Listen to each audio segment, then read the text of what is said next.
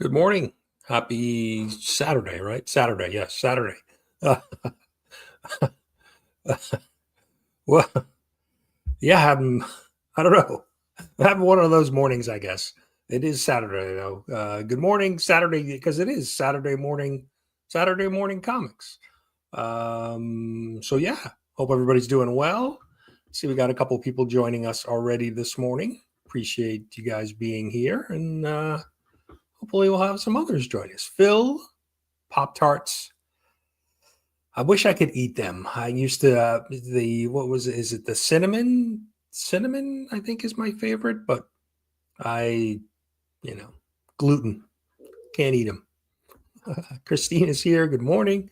Thank you, Christina, for all of the sharing of the links and shouting out the CBC awards. Appreciate that. We're going to get to talk a little bit about that today, as today's the last day to nominate. Comic Mike is here. Good morning, Mike. John is here, JSS Brooklyn. Good morning. Hope everybody is doing well. Everybody's saying good morning. Yeah, it just seems like anytime you go on YouTube, there's multiple live streams going on with a bunch of different people hanging out. Last night I was watching Alan, Comic Collector Geek, and then jumped over to Cliff. Evil Mike was playing some video games. I mean, there was Biggie Shack had a stream. It's been it's amazing on the weekends. You can spend your just pretty much the whole weekend watching content. And I saw just before I jumped on that K-pop Junkie did a stream last night. Katie going over the awards and doing her nominations live. And there were some people in the chat that had some questions about it, weren't aware of it. So hopefully that drew some new people in. So which was a good thing. Yeah, Christina dropping the link. So yeah, why don't we just talk about the CBC Awards, right? Today is the last day to nominate. Nominations end at midnight Eastern. So definitely have seen a spike in kind of last minute or last couple days ballots coming in. So hopefully that continues today. And then once things close, I'll have to take all of that information and get it organized. And I mentioned this, I think I mentioned this, I forget where I mentioned it. I know I mentioned it, but the downside of the open ballot and just having a free form is that people spell things differently. And so there's a lot of data that I got to just clean up and make sure that, they spell people's names correctly so that when I tally up the votes or the nominations, I have an accurate number. So there's a pretty good amount of spreadsheet work that I'll have to do on the back end.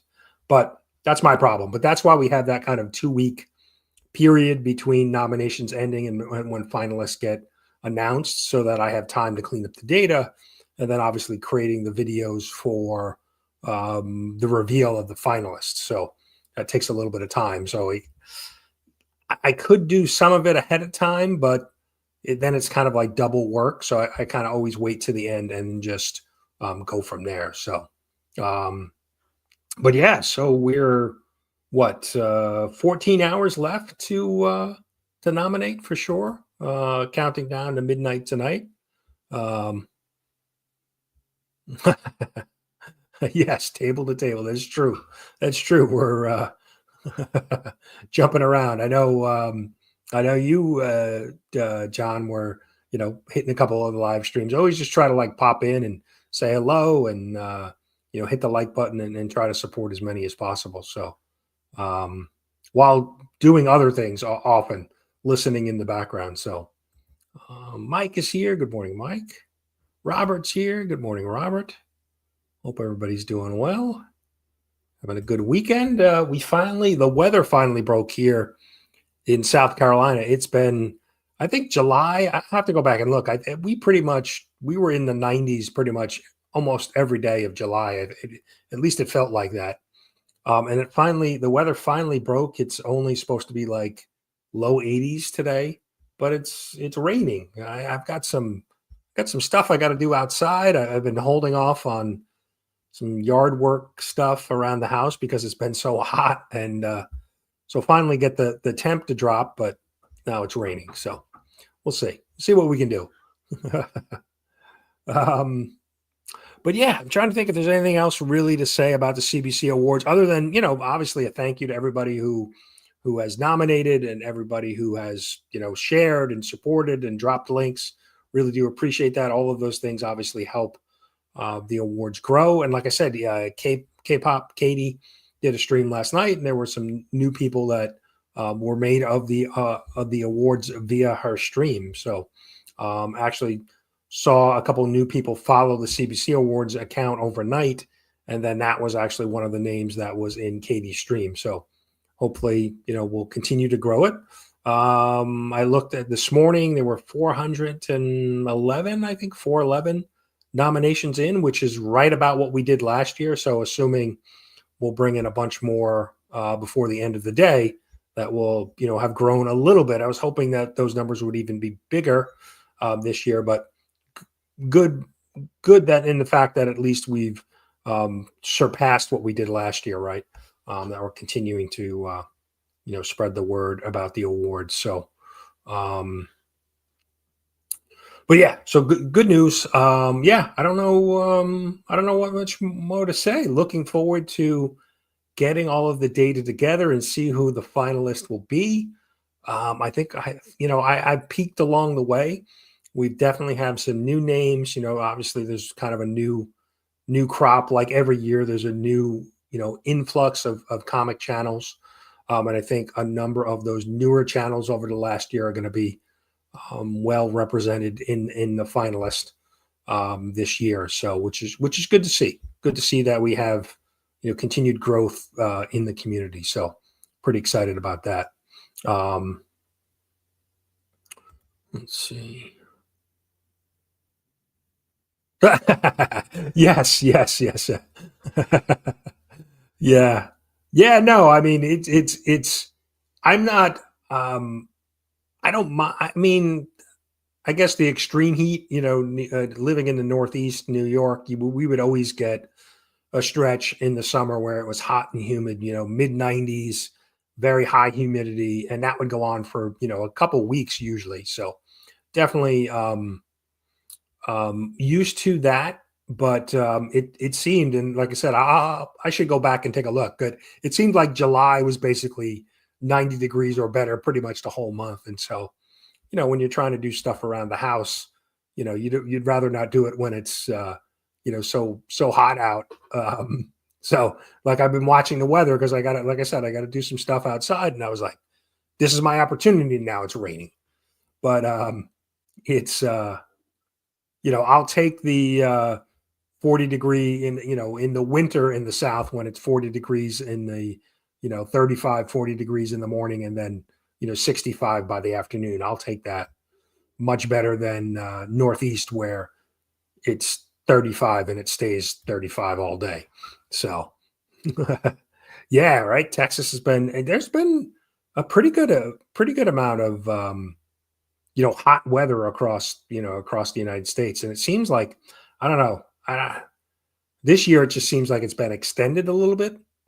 That whole global warming thing going on, I guess maybe, but who knows? So, but yeah, I'm sitting in a house with AC and ceiling fans running, so I don't really have I don't have a lot to complain about. So, but yeah, CBC Awards and thank you to the sponsors. I have to actually, I've been shouting them out on Instagram, but I actually want to put something up on the YouTube channel. But again, thank you to all of the sponsors of the CBC Awards. We, obviously having their support helps, fund the awards and make the awards possible every year. So really do appreciate that. Yeah, August 15th, Christina keeping me honest here. Yeah. August 15th, that's when we'll announce the winners. Not the winners, announce the finalists. So basically less than 2 weeks. So yeah, I'm going to be busy over the next 2 weeks between like I said, compiling the data once we wrap up tonight, and then getting all of the finalist videos together. But yeah, we'll be doing a live stream on the 15th to announce the finalists, and then finalist voting will open on the 16th, and then run for 8 weeks, and then we crown the winners in the first Saturday of November. So looking forward to it. It's the peaks and valleys of the CBC Awards. Like, I'm not really doing much other than promoting throughout the nomination period, but then then there's that spike of work that has to get done in between nominations and finalists, and then again, then I'm kind of just getting the live stream show ready to present the winners, and then there's a little bit of spike of work at the end. So lots of peaks and valleys in the CBC Awards for sure. So Casino Comics is here. Another Mike. Good morning. Raph is here. Good morning. Appreciate you guys being here. Yeah. So I don't know what more I can say about the awards. Just excited to finally be done with this, this phase, and be moving on to the next phase. There's always, once finalists gets announced, there's always a big, a lot of excitement, obviously, right? Because people are finalists. So I'm looking forward to that. So channel members, wanted to recognize the channel members here. Cat Fan Comics Man, Gene Malo, Kingdom of Nerds, Deadman Comic Cover Show, Terry, Naman, a comic bookworm, still only 35 cents. Raf's Retro Comics, definitely check out his channel. Philtastic Comics and Art, and S Vaughn 82. Thank you to the channel members. Their monthly membership helps, keeps the lights on around here, StreamYard, and some of the other costs associated with running a YouTube channel. So I do appreciate them. I wanted to take a second to shout them out and recognize those guys. Let's see. David's here. Just Your Average Geeks. Good morning. David's been a big supporter of the CBC Awards since the beginning. So appreciate you, David. Donating. He's donated slabs and some prizes to give away to some of the winners. So good stuff. I didn't have a lot to talk about. I got some books I'm going to show too. Members, CBC Awards. So I took a peek at the box office, because now we're 3 weeks into Superman and a week out since the premiere of Fantastic Four. So, people have seen the movies, there's been reviews, spoilers.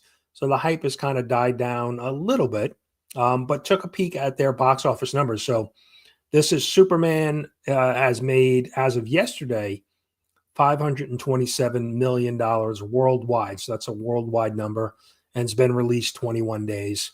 If you average that out, I think that's like 20, I forget the math, maybe 25 million a day on average. Obviously, you have the peak of opening weekend and all of that. And then Fantastic Four has done 257 million over 7 days, which is like an average of like 36 million. Again, it's the big opening weekend that kind of drives those numbers. So just interesting to kind of keep track. I'm sure there's going to be a lot of comparisons between the two. I know a lot of people have seen in the community have seen both. And I think for the most part, it's been positive. You obviously have some outliers with some of the movies. You've heard the woke Superman. That I think that's kind of the narrative. If people don't like Superman, that's kind of where they go, the angle they take. And then Fantastic Four, I think, was not a lot of action. If there's negatives that people focus on, were not a lot of action, didn't really move the story forward, the MCU forward. So I don't know. I enjoyed both films. I tend to go in with my frame of mind going into a film is I want to sit down for 2 hours and just be entertained, and feel like I got my money's worth. And I felt that way with both Superman and Fantastic Four.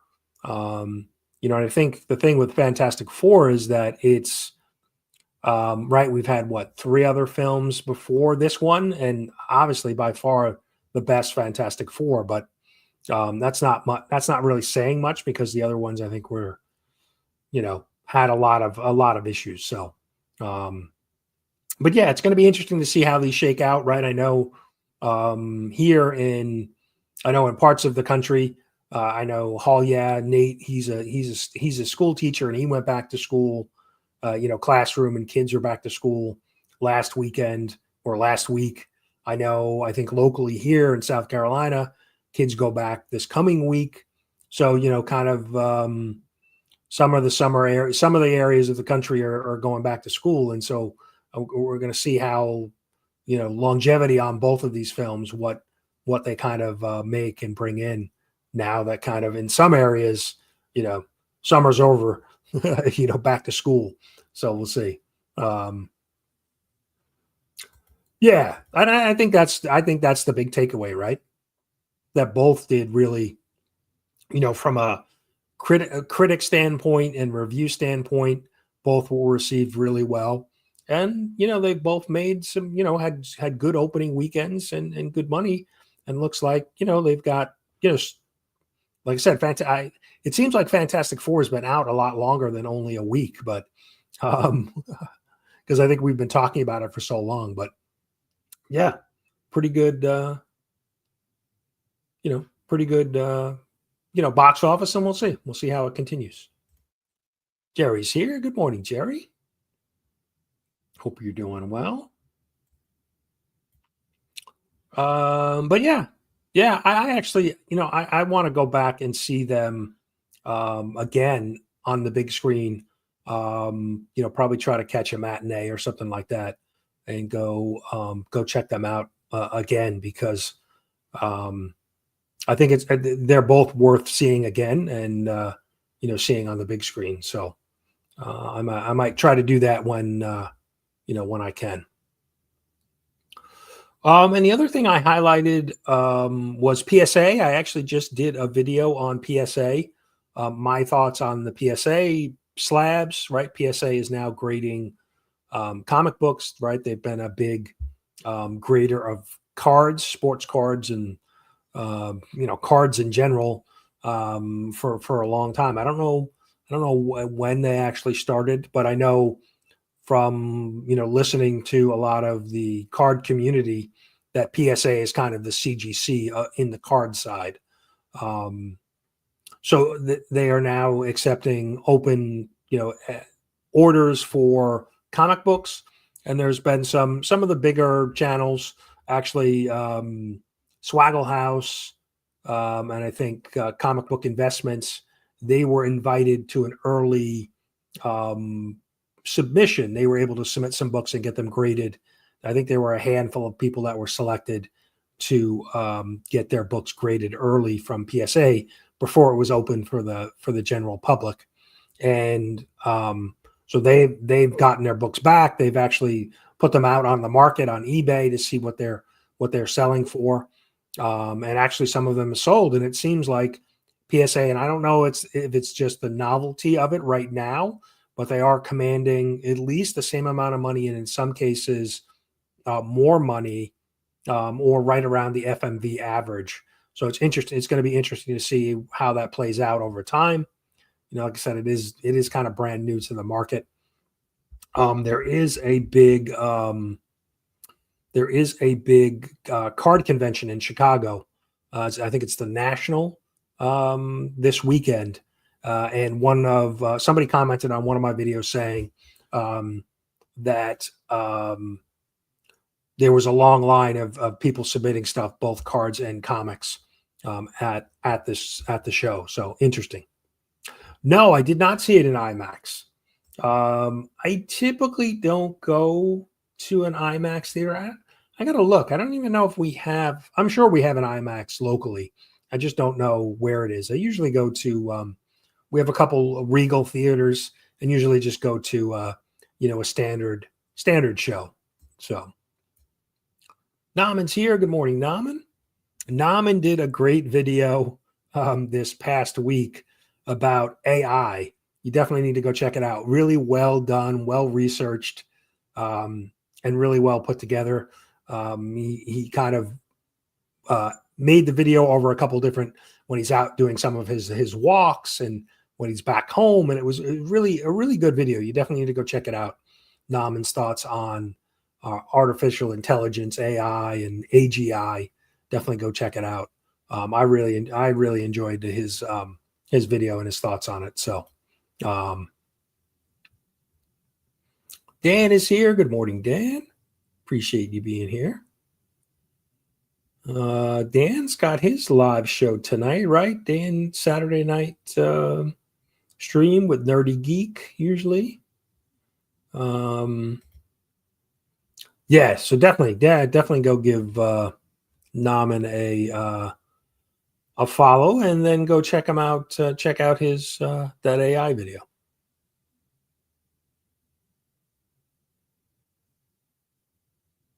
Yeah, that's the one thing I did notice. Right, that was been the comments of most people who have the PGS,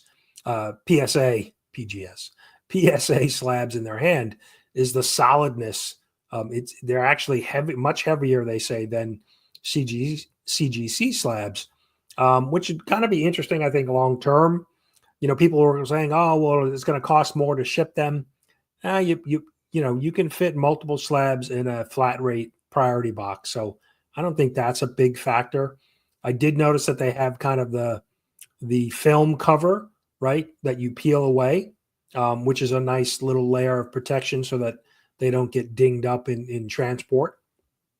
In the video that I had, I mentioned the label. I think there's still some work that could be done on their label to better balance that label and make the label stand out.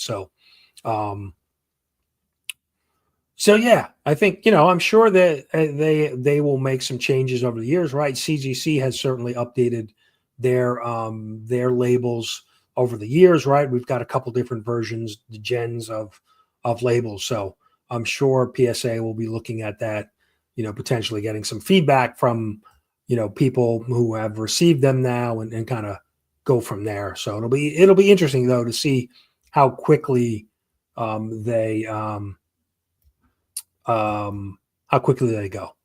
Oh, all right. Dan mentioned his stream is on hold for now. Okay. I know you guys were doing a Saturday night stream, but all right.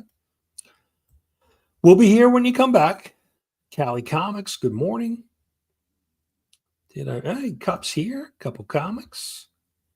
And we are, it's officially football season. Preseason kicked off Thursday night, and we've got our comic book community fantasy league that Will is a part of. So looking forward to those shenanigans again, and the trash talk in the IG chat for our fantasy football for sure.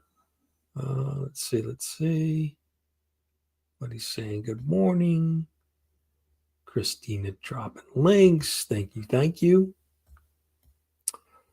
But yeah, so yeah, like I said, that was kind of my initial thoughts on PSA. Just really, Slab. Like I said, Slab has been mentioned. Really being a solid slab. I think the label needs some work, but we'll see. We'll see what happens over time. But it's interesting. A couple of the card community, more card collectors commented on my PSA video. And they mentioned that PSA has had some issues on the card grading side with just, I guess, inconsistent results and turnaround times and, just some things, similar things that we, I guess, deal with on the CGC side. So it was interesting to hear that. And I'm wondering how, I don't know how they're set up internally. I'm assuming because I know they brought in a new, I guess CEO or head of grading for comics. So I'm assuming it's kind of a silo, a split kind of, there's the card side of the house and the comic side. So it'll be interesting to see if some of the issues that they have had on the card side um, either exist or don't exist on the comic side. So, but I think, and somebody mentioned, I think it might have been Raph mentioned, competition is good, right? Having a major player in the grading comics is probably good because it'll help, I think, ultimately keep CGC a little bit more accountable. So I think that's a good thing. We certainly don't want a monopoly, and because then that's when standards kind of slide, right? So we'll see. So let me see. Yes, football.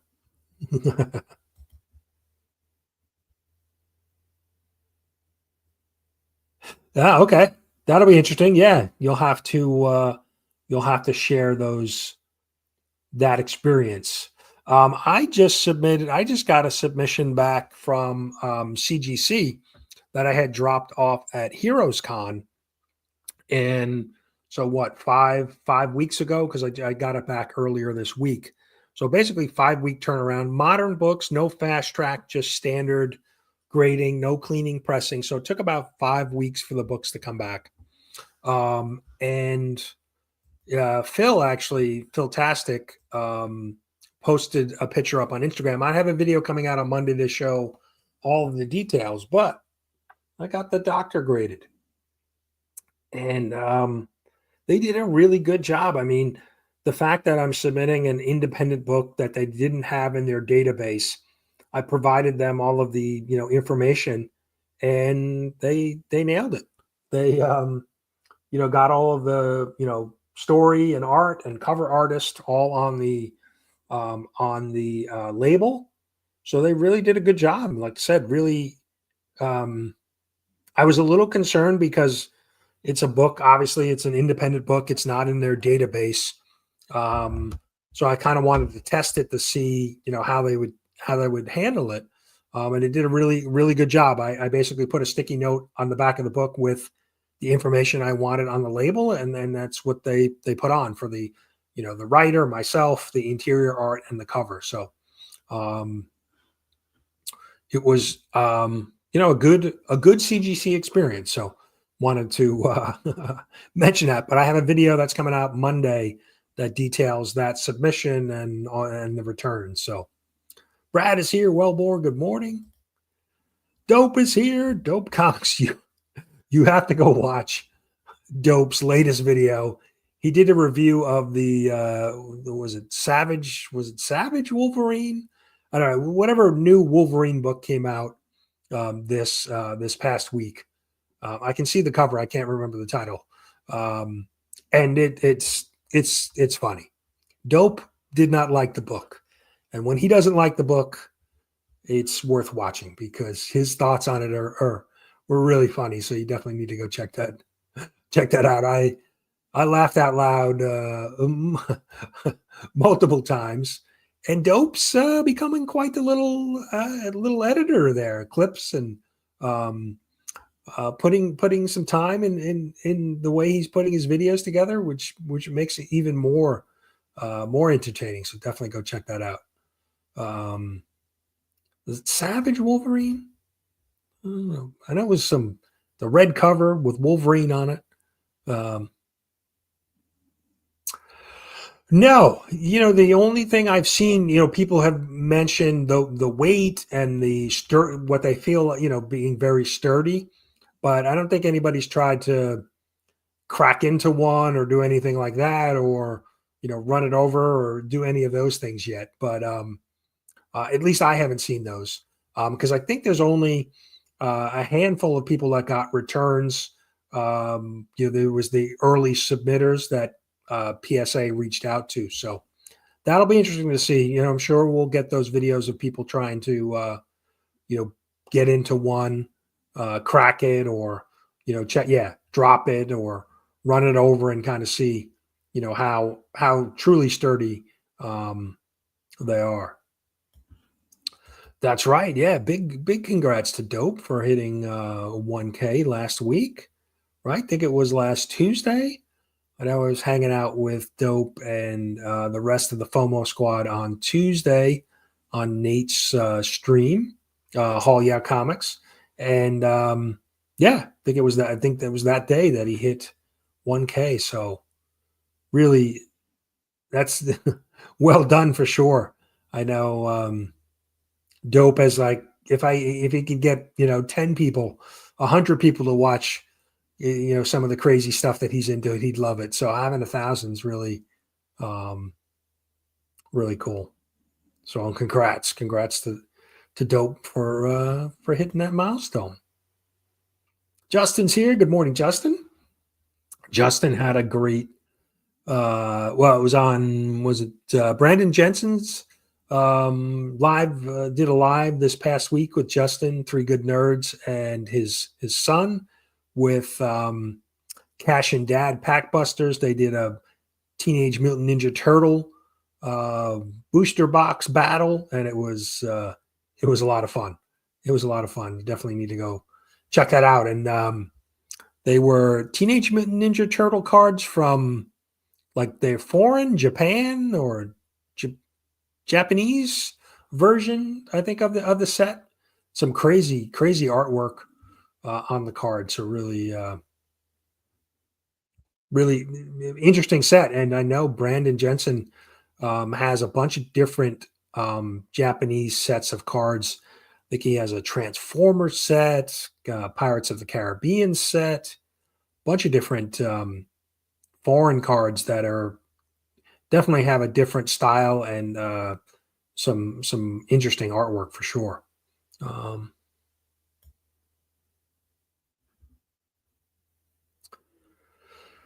Let's see. Just scrolling through Savage. Yeah, okay. I thought it was Savage Wolverine. So definitely go check out Dope's review of Savage Wolverine. He doesn't have some kind words to say for the creative team. Okay, maybe China. Okay.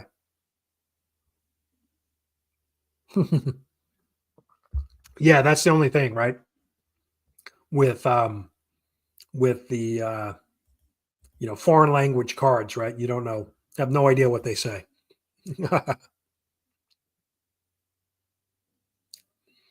Yeah, but I mean I guess the good news is we can't read the cards, but they look really good.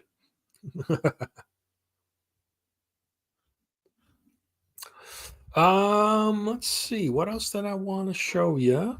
Oh, I do have so I am working on talking about the Doctor and some of the comic books that I'm working on that I've been writing. The Doctor 3 is currently in with the artist David Rodriguez, who did issue 2, interiors for issue 2. So that is, we have about 5 or 6 pages done. So he's probably in the next couple of weeks, he's going to get me the next batch of pages. So that's in progress. So we probably won't do a Kickstarter for that probably until probably the new year. I hate to say that, but we'll see. We'll see how it progresses. But that's in progress. And we have I'm working on another project, a little lighter. I feel like I'm pretty busy, but I am working on another project, and this one's a little bit less heavy lifting for me because it's an art book. It is a Halloween horror themed art book, Damsels of Halloween and Horror. There you go. But it is a kind of a mashup of Halloween and horror characters, but done in a female versions of those characters. And it's going to be just an art book. So we have the pre-launch page up on Kickstarter, and it's featuring a number of artists in the community. Norin Rad, Rad Comics and Art, Philtastic Comics and Art. We've Up and Adam is doing a piece. SideQuest Comics, Eric is doing a piece. Mrs. Von Hoot did a piece. And I know I'm going to forget somebody. Austin Light did a piece. We have a number of community artists that are doing pieces for the art book. I've gotten some other artists as well. And so we're basically going to have, it's ultimately going to be, I'm trying to get Stevie D to do a piece. I know he's been doing a lot of drawing lately, so I'm trying to get him to get a piece together for me too. I'd like to have him in the book. Um, so we're going to be launching this in September. September, yeah, September 1st, and then wrap it up by the end of September, and then have the books. Hopefully, as I checked with the printer and all that, be able to deliver these books right around Halloween. So kind of a themed project, a themed art book. Um, so wanted to mention it. I haven't really talked too much about it other than with, kind of behind the scenes with the artist. We actually have this, we have a homage cover, and we have a couple other covers that we're doing. So it was kind of an idea I had, obviously seeing the success of some of the other art books, but really being able to feature a number of the community artists, and try to hit this kind of theme of Halloween and horror. Obviously, there's a lot of fans of horror, and Halloween, that time of year. So figured I mentioned it. But yeah, if you can, go give it a follow. It's up. The pre-launch page is up on Kickstarter now. Damsels of Halloween and Horror. You can just search that, or find my profile. We've got a number of followers on this already, so excited. Yeah, some original art, with some great original artwork. So I'm kind of excited to getting that ready, for September. So Christina dropped my link tree. Thank you. Yeah, only slabs this afternoon. Who is their guest today? Do we know? Let's see.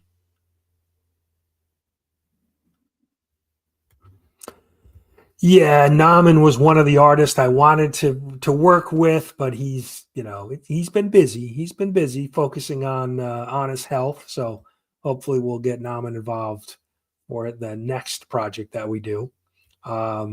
Always try to involve as many artists, friends in the community. So there were a number of I reached out to a number of artists in the community, but everybody's busy, and I know there's a number of other projects going on. I know Bleecker Streets got his project, his Kickstarter that's coming out soon. Actual Dracula is working. Adrian has been working on the interior pages. So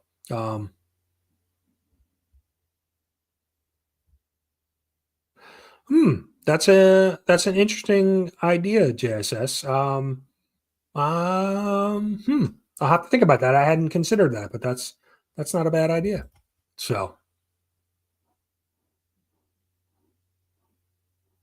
all right, Robert. Yep, take care of the priorities for sure.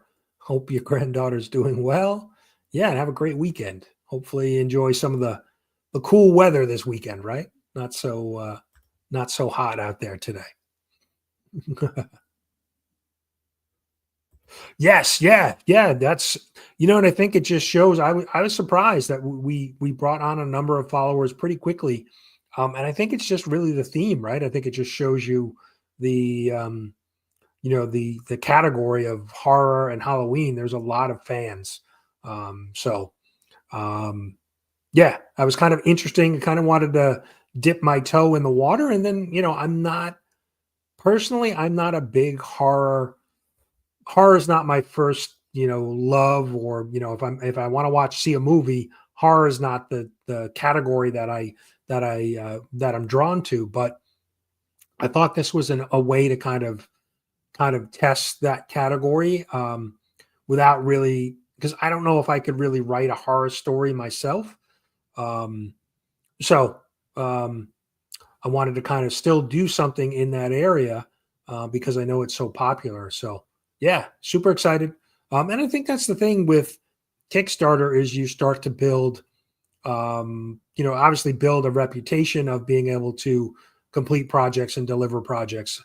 I think that's important for potential backers, that they see a track record of success. So it's been yeah, interesting, because I don't think between the Doctor 1 and Doctor 2, I don't think we ever really had that many followers pre-launch. but certainly had a lot of support, from the community. So, um, so yeah, well, I don't know. I'd have to think about if horror is the easiest to write. I guess, right? Because sometimes there's, um, I mean, I guess if you think of some of the big horror characters, like Jason, Freddy, um, um, Michael Myers, right? It's kind of a revenge thing, right? It's pretty straightforward, right? Even I Know What You Did Last Summer, right? They're pretty much revenge type stories. Somebody was wronged, and now they're out to get revenge. So, yeah, maybe, I don't know. I'd have to consider it. Yeah, minimal. Yeah, that's good. That's probably a good criteria to have because, yeah, sometimes stories can get really complicated for sure. Bronze Age horror, pre-code horror are a very high sale margin right now. Yeah, yeah.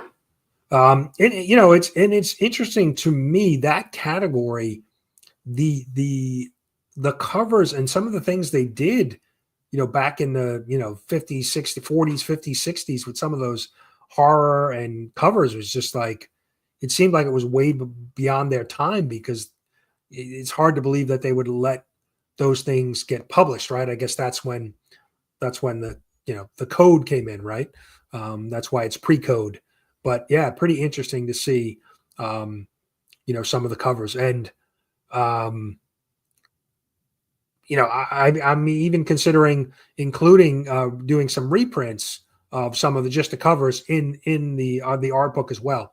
Once I have the final art pieces, maybe include a handful of the classic covers. In the art book as well, because some of the artwork is just, I mean, most of the artwork on the pre-code horror covers is fantastic. So, but yeah, so that's in between the CBC awards and running a YouTube channel, we're doing some Kickstarter stuff too. So, I don't know, sometimes I feel like I'm doing too much, and then there's other times like I feel like I'm not doing enough. So, I like to keep busy. Let's put it that way. Um, yeah, right. The stories, I guess. Yep, yep. Stories for sure. Right. Um, it's just interesting because you think of today's world and people just cry about, you know, people get upset about a lot of different things today. It seems like obviously the internet um, makes maybe people a little bit. I don't know if it's more sensitive to things or um, issues get raised, but it's amazing to think back at some of the things that were published way back when, and you know and there wasn't that much uproar about it. So but yeah, right, I know from a collecting standpoint too, a number of some of the golden age collectors and pre-code horror, they've seen a lot of books, and then I guess obviously with where the comic book market is right now is from a price standpoint that people are dipping in and getting their hands on some of those older books for sure. Steven Spock, good morning. But yeah, I know there's been a lot of golden age, listening to comic collector geek Alan and Steven. Those guys are always, or they're always buying regardless, but um, talking about some of the books that have come up, or prices and things like that. So it's um, definitely interesting to see. I mean, I'm amazed at the condition of some of the books that are 80 years old at this point. Um, they're just in amazing condition, and I think it just shows you the quality of the paper that was used back then compared to the wavy Marvel brand new Marvel books that we get that are needs a press right off the shelf. So Um, but yeah, so I picked up. This is another book I recently picked up, and I didn't. It's interesting because this book looks almost. It's an old CGC label. So this is Marvel Team Up #2 and a 7.5. It actually looks like it's got a little bit of sun fade on the top, or maybe it's just the old logo that's faded. I don't know. The book, it presents a lot different on camera than it does in person. There's a lot of um I don't know if it's, I guess, foxing all around the edge because it's kind of a white cover. So I don't know if it is um, like sun fade because, like I said, the label itself looks like it's got a little bit of sun fade because the 7.5, like the white here, looks like it's almost faded. So I mean, on camera, it doesn't. It actually presents a lot better than looking at it in person. So I don't know. I just recently picked this up, and there's the back cover. Recently picked this up, so I don't know if this is a book that I'll keep or try to sell or donate, and then move on to a nicer copy. Um, I wasn't. I was a little surprised when I actually saw it in person. I bought it online, and no, like I said, looking at it on camera looks a lot different than when you look at it in person. So yeah, working on the team up run. I think I forget how many issues. 25, 20 something issues from completing the run. So could be. Yeah, it definitely looks like it may be definitely some type of exposure to the cover. So um Mike is here. Good morning, Mike. He's working. He's working. I know he was hanging out playing some video games last night on his channel. Brian's here. Yes, for sure. Yep. Right. Low grade, better than no grade. It's actually a 7.5, but I mean, I don't know if I were to resubmit this, I don't know if it would still get a 7.5. I mean, from a corner perspective, like the book is really, it's got sharp corners, but it's just got a lot of fading, or I guess foxing. Is that what we're calling it? It's kind of like got kind of a brown, kind of edge to it, the white covers. So, but other than that, I mean, the actual cover in that, the corners look really good.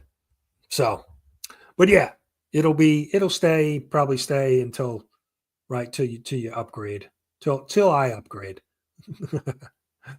uh, so, but yeah, I don't know if I had much more. A couple new books I picked up. I've been picking up the 1 in 25 of all of the Ultimate Spider-Man. This continues to be my favorite series to read right now. Um, it hasn't really disappointed. I think there's been maybe 19 issues in, maybe one issue that I was like, that wasn't as good, but it continues to be good. Jonathan Hickman. Um, I don't know what I'm worried though what the plan is with this series, because we are kind of starting to wind down the Ultimate Universe. So I have it here too. So the Ultimates is starting to wind down. The maker has kind of been locked away, and he's coming back in a couple months. So I'm sure we're going to have kind of the Ultimate Universe, kind of conclusion. So, and I haven't heard anything, but I haven't seeked out any information. But I don't know if anybody's heard of any, and was there any news out of San Diego Comic-Con of what Marvel is planning to do with the current version of the Ultimate Universe, right? Because they have so many. They've got Wolverine, X-Men, Black Panther, Spider-Man. There's a number of Universal titles, so Ultimate titles, I should say. I haven't heard any news of what what their plan is. So Thomas is here. Good morning. Let me see. Let's see if anybody. No news on the Ultimate Universe. I gotta go check it out and see if I can find out any information, because I will be disappointed if Ultimate Spider-Man goes away, because like I said, Jonathan Hickman, Marco Cicchetto has been doing the interior art. It's been solid, by far my favorite Marvel book. I mean, I know I'm a Spidey guy, so, but by far the best Spidey book that I've been best Spider-Man book and best Marvel book that I've been reading. So let's see. Okay. Will's got some info. Ultimate Universe supposed to end by the end of the year. Okay, yeah. So I think we're 4 months. That the maker makes his return. So right, we're August, September, October. Yeah. So right, end of the year. That would not be good. I got to find out what they're going to do with Spidey. I'm sure there's going to be some big event to kind of wrap up the storylines, I would think. But I mean, I would hope that something survives in the storyline that we can at least continue um, Ultimate Spider-Man.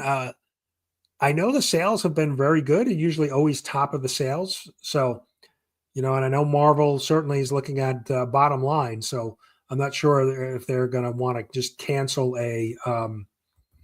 cancel a really well-selling title, right? Okay. 24 is the end. So basically a 2-year run. So we've got 5 more issues, right? So I guess that we'll wrap up. So we get August, September, October, November, December. So December by the end of the year. Okay.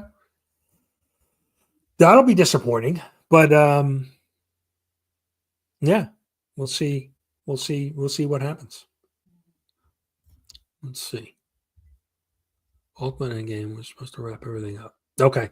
Yeah, there is kind of like a prelude or there's another series going on. I forget the name of it, with Miles in it. So there's kind of been these different ultimate storylines going on with the characters kind of in their own, kind of worlds. I mean, they're all in the same universe, but I think they're obviously will come together. So, yeah, I mean, I know anytime that I look on League of Comic Geeks, and I always sort by, I think I sort by, most pulled titles. Ultimate Spider-Man is always, most of the Ultimate titles are pretty high up there. I've been reading Ultimate Wolverine, which has been good, and Ultimate Spider-Man, and then the Ultimates, the main storyline. So it'll be interesting to see, see what they do.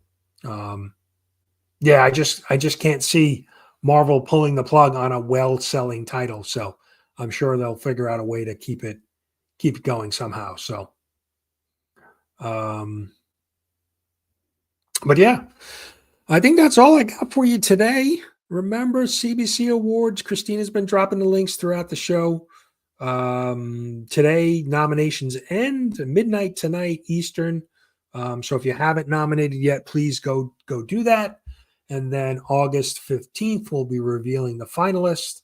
And then on the 16th of August, the finalist voting will open. So I'm excited to get all of the data together, compiled, and get the finalist, recognized. So looking forward to that. And we'll have some special announcements on the 15th as well. Who's going to host this year's award show? We're going to have some guest hosts host this year. And I'll be the man in the chair in the background, keeping things running smooth. But yeah, so again, a big thank you to everybody who, nominated and has sponsored and continues to drop links and, shout out and, spread the word about the awards, because like I said, those things really help grow the awards every year. So, yeah. Hope everybody has a great weekend.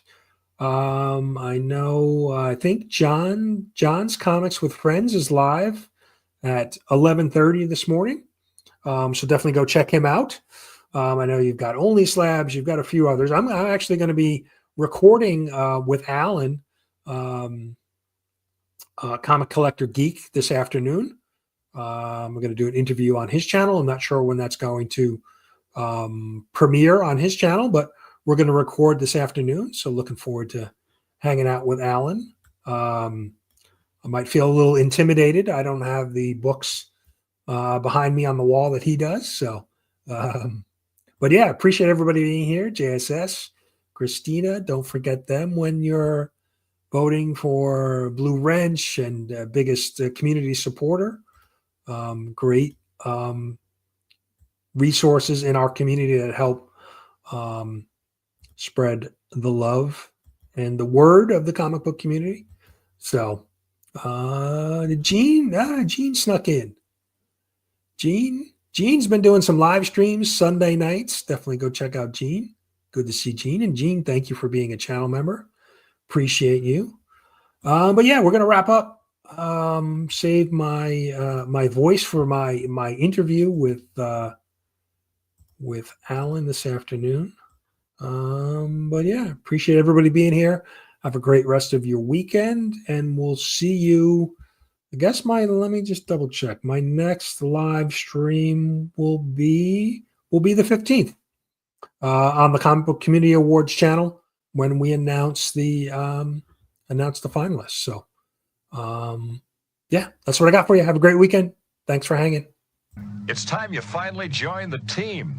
You can see how much we need you. Yeah, I guess I was meant to be a member all the time. You know, I think this is going to be the start of a beautiful friendship.